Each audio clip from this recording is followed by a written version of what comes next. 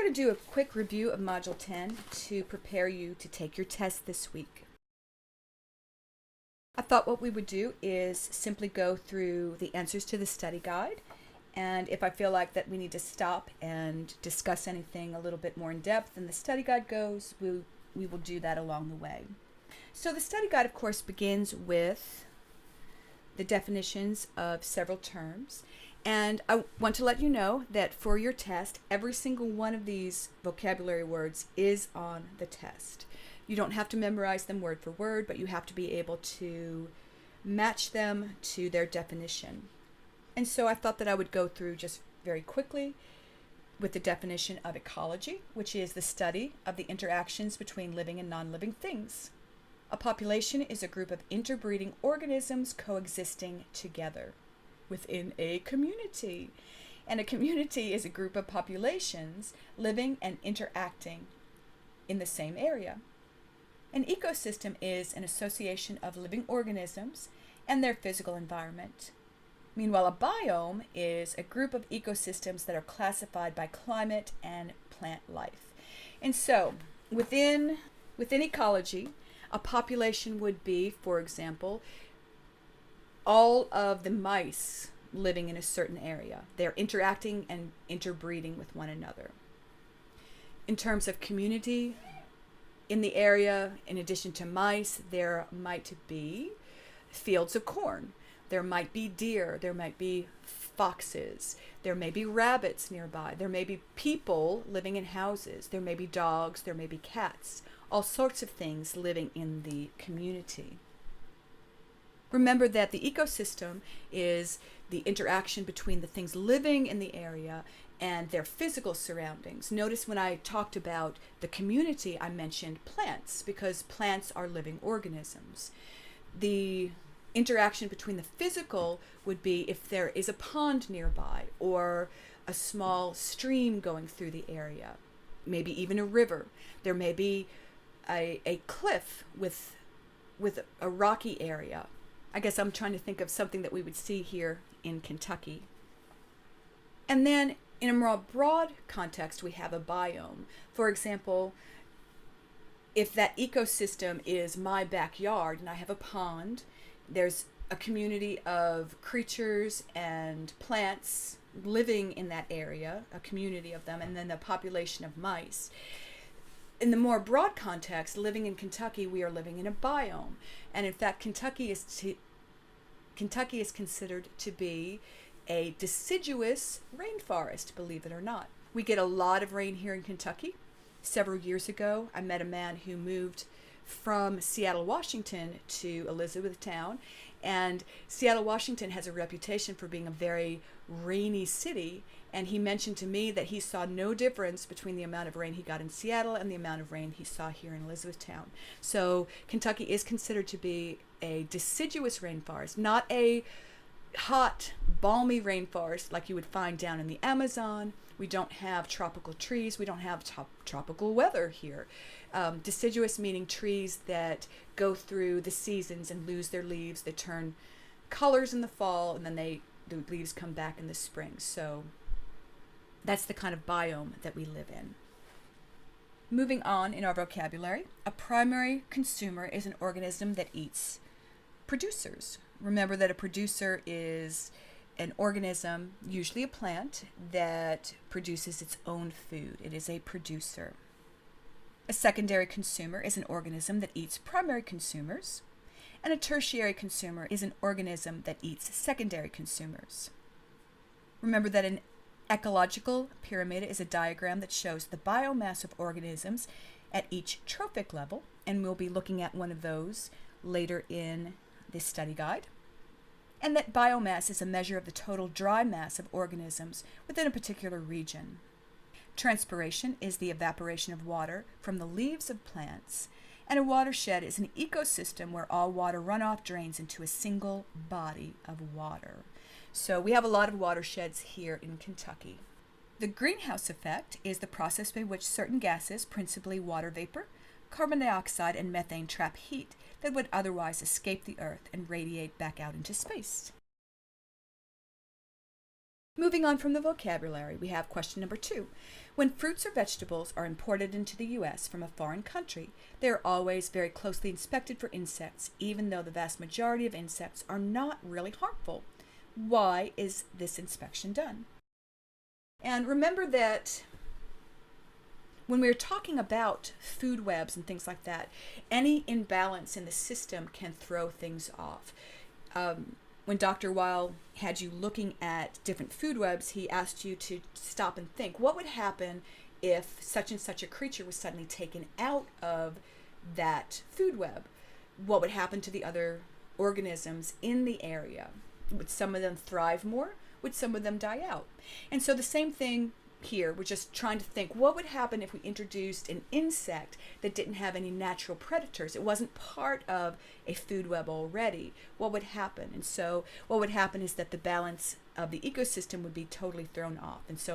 And we have seen that happen multiple times, even in my lifetime, and even in your lifetime, actually, with the stink bugs that invade our houses now.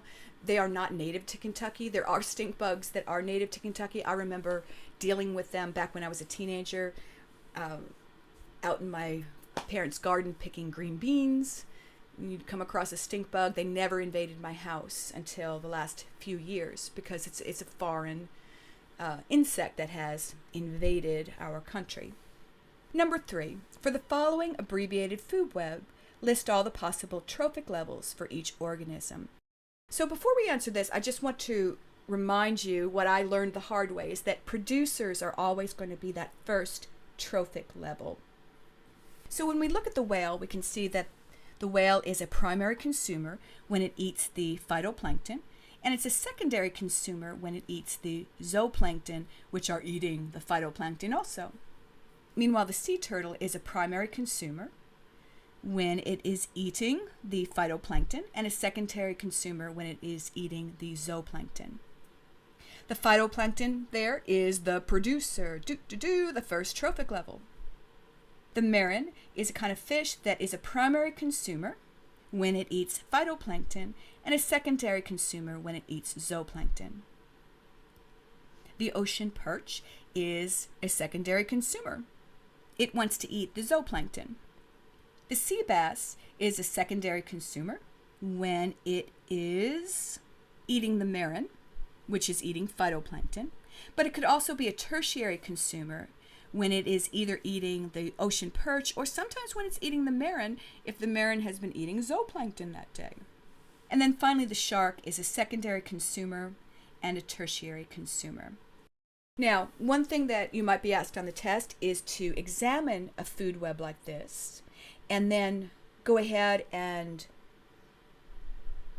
plot out a food chain from this food web. For example, you might be asked to plot out a food chain that goes up 3 trophic levels, in which case you would be looking for as far as a secondary consumer. For example, the marin. You might say that this food chain starts with phytoplankton, moves to zooplankton, and then it moves to the marin. Now, if you wanted a food chain that went up 4 trophic levels, you could just go 1 trophic level past the marin. You might go to the shark in that case.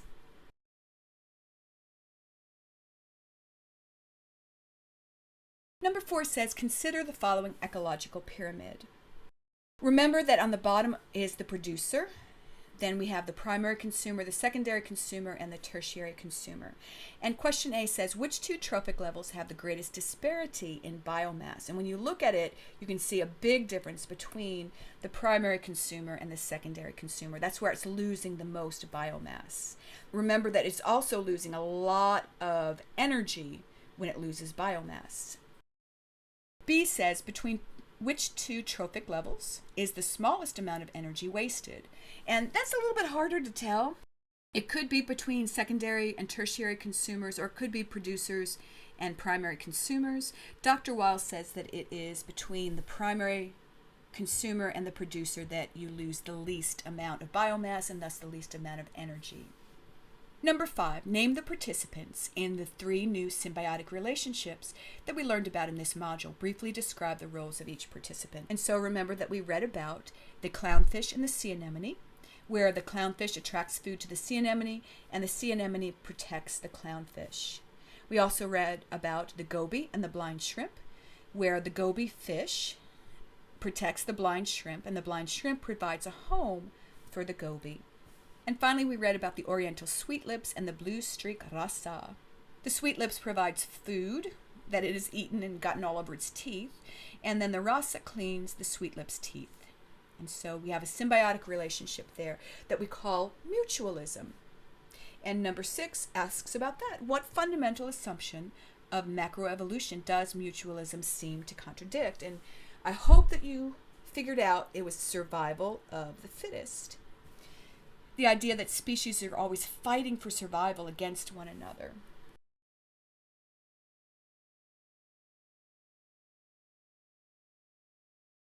Number 7 says, in the water cycle of an ocean shore ecosystem, more water evaporates from the ocean than falls back into the ocean in the form of rain. Why doesn't the ocean lose water? So before we answer that question, I thought that we'd just quickly go back through the water cycle just to remind us of that. So in the water cycle, we have, of course, water going up into the atmosphere in the form of a gas because of evaporation, but also because of transpiration. Some of the water does return to the ocean in the form of precipitation, but remember that precipitation is also happening over the land. And so the question that we just read, why doesn't the ocean level go down? Because it's losing so much water over the land. And of course, the reason is that between surface runoff and stream or river flow, water is continually going back into the ocean. So to answer question 7, the ocean also gets water from the land in the form of runoff, rivers, and streams. Number 8 asks, what does the water cycle accomplish besides balancing water in an ecosystem? And hopefully you remember that the other thing it does is that it moves nutrients around from one ecosystem to another ecosystem, or even just within an ecosystem. Number 9, what is the possible consequence if deforestation occurs in a watershed?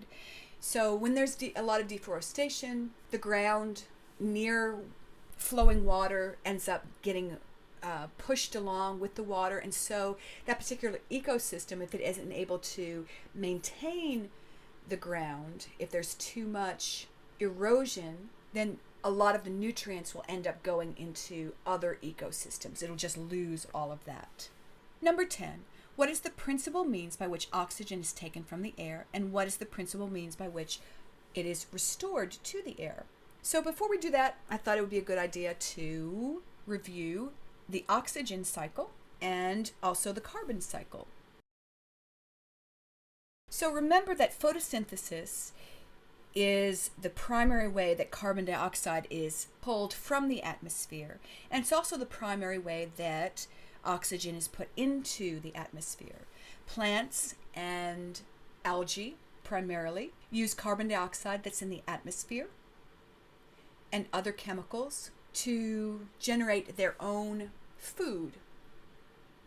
That's why they're called producers. They produce their own food. And in that process, they give off oxygen as, of all things, a waste product. Combustion is also part of the oxygen and the carbon dioxide cycle, either through fire or specifically the burning of fossil fuels. Fire puts carbon dioxide back into the carbon cycle, while it takes oxygen out of the cycle. Decomposition is also a part of that. Decomposition puts carbon dioxide back into the cycle, and it takes oxygen out of the cycle. Meanwhile, respiration, very similarly, puts carbon dioxide back into the cycle and takes oxygen out of the cycle. And so you can see both cycles there on your screen. Now, there are a couple of ways that oxygen specifically interacts that does not involve carbon dioxide. And so we're going to briefly mention those. First of all, in the production and the destruction of ozone, ozone is a special molecule built of 3 oxygen atoms. The oxygen that we breathe is oxygen that is made up of 2 oxygen atoms, and our bodies and the bodies of other creatures can't use ozone. Even though it is oxygen, it's in a form that our bodies can't use. In fact, too much ozone is considered to be a pollutant because it harms creatures when you breathe it in. In the production of ozone, oxygen is pulled out of the oxygen cycle.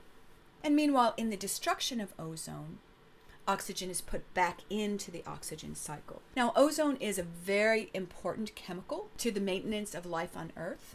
There is a layer of concentrated ozone in our atmosphere, and the purpose primarily of ozone is to absorb some of the harsh radiation that is coming from the sun so that it doesn't filter down to the earth and destroy life here on Earth. So ozone is very important. It is constantly being made and draining oxygen from the oxygen cycle, and it is constantly being bombarded by sunlight and sun rays and being destroyed and putting oxygen back into the oxygen cycle. Rusting metal is another way that oxygen is pulled out of the oxygen cycle. Rusting is actually a chemical reaction where the oxygen interacts with the iron in metals, and in order to go through that chemical reaction, oxygen is pulled out of the atmosphere and out of the oxygen cycle. Meanwhile, the deterioration of water vapor in the air puts oxygen back into the oxygen cycle. Another way that carbon dioxide is pulled out of the carbon cycle is through CO2 dissolving in ocean water.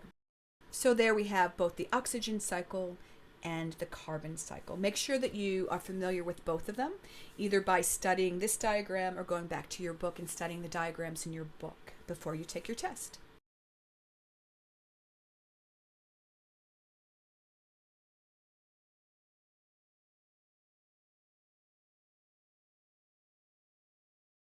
Back to number 10. What is the principal means by which oxygen is taken from the air, and what is the principal means by which it is restored? Oxygen is mostly taken out of the air through respiration, and it's mostly restored through photosynthesis. Number 11. Name the other ways that oxygen is removed from the air. We just went over that. Through fire, through ozone formation, and through the rusting of metals. Number 12. Name the other ways that oxygen is replenished in the air. Through ozone destruction and through water vapor destruction. Number 13. Name the ways in which carbon dioxide is removed from the air.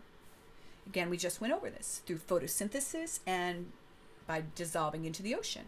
And number 14. Name the ways in which carbon dioxide is replenished in the air. And so we saw that it did so through decomposition, through combustion of fossil fuels, and through fire, and also through respiration. Number 15. What human activity worries those who think that global warming is a problem? And of course, that is burning fossil fuels. That seems to be the main thing. Number 16. Is human-produced global warming occurring now? And so I know that there's a lot of different thoughts on this, and so if you disagree with Dr. Weil, that is your prerogative, but in order to answer any questions on the test and get the right answer, then you need to keep in mind that Dr. Weil would say no. He, in the book, presented some information about whether it was significant. He did point out that there had been some global temperature rises, but in his opinion, it wasn't significant.